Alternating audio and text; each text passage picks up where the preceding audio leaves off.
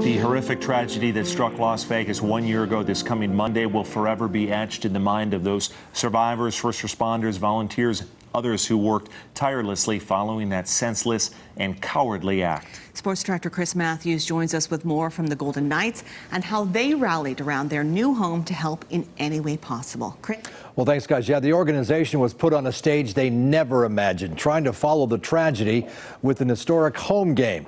The Knights had played 2 road games following 1 October and now came home with a mission to help heal a city ripped apart by the most senseless and cowardly act imaginable.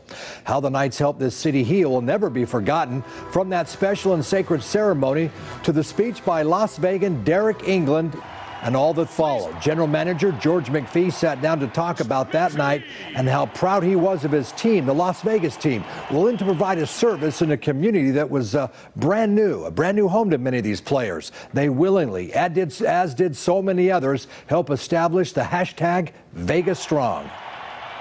Who would have ever thought that this hockey team would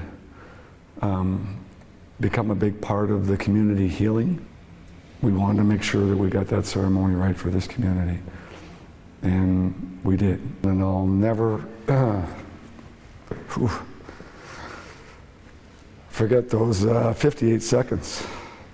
That felt like forever. The game didn't mean anything. Hockey didn't mean anything.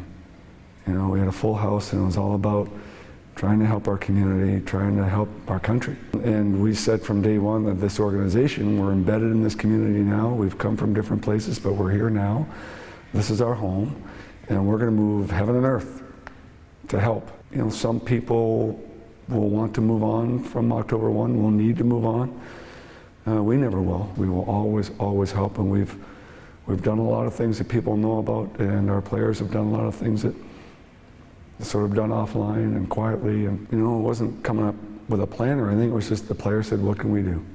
What can we do right now? And we already had players who were helping.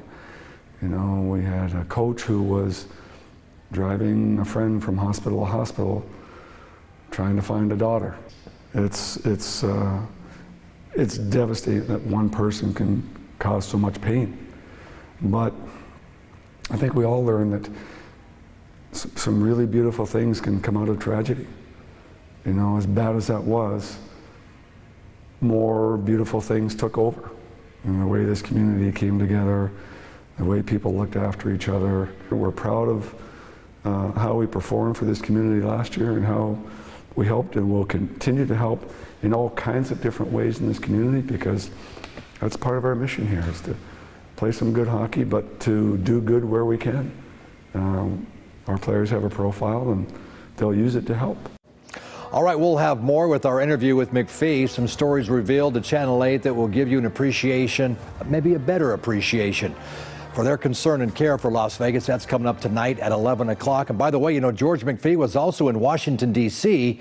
as the general manager of the Washington Capitals when that plane flew into the Pentagon. So he's been through this a couple of times. More tonight at 11. Brian.